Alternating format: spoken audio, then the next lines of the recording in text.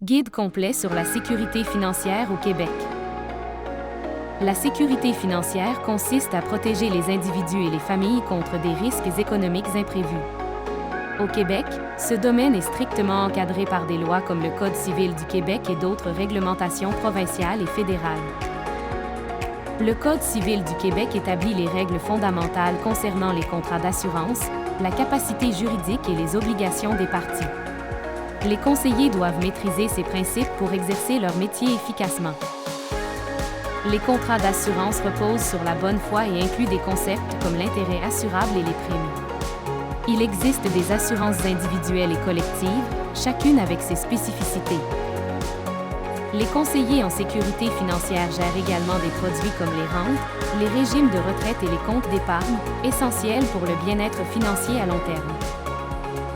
Les conseillers doivent adhérer à des normes éthiques strictes, en mettant toujours les intérêts des clients au premier plan et en évitant les conflits d'intérêts.